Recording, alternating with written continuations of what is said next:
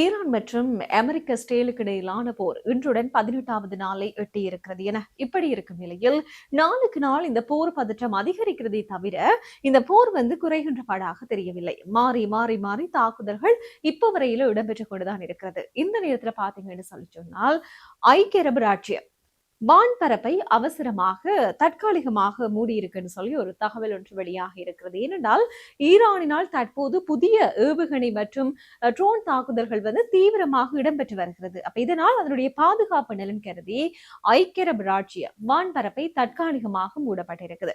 அதுவும் இந்த வளைகுடா பிராந்தியத்துல ஈரான் மீது அமெரிக்கா மற்றும் இஸ்ரேல் படைகள் 2 வாரங்களுக்கு மேலதிகமாக தாக்குதலை நடாத்தி வருகிறது.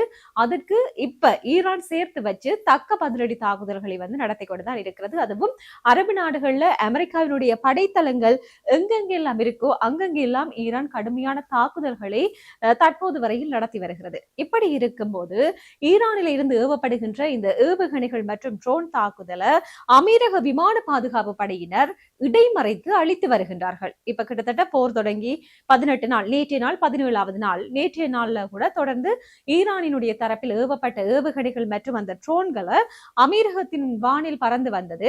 அப்ப இதுல நேற்று அதிகாலை துபாய் சர்வதேச விமான நிலையம் அருகே ட்ரோன் தாக்குதல் முயற்சி நடந்திருந்தது. இதனை அமீரக வான் பாதுகாப்பு படையினர் என்ன செய்திருக்கிறார் சொல்லி இடைமறைத்து சுட்டு வீழ்த்தி இருக்கிறார்கள்.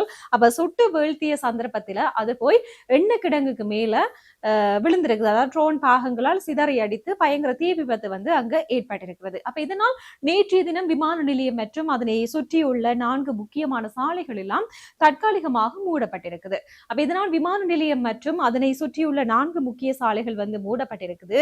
அப்ப காலை நேரத்துல போக்குவரத்து ஸ்தம்பிதம் அடைந்திருக்குது. அப்ப இதனை அடுத்து உடனடியாக விமான சேவைகளும் நிறுத்தப்பட்டது.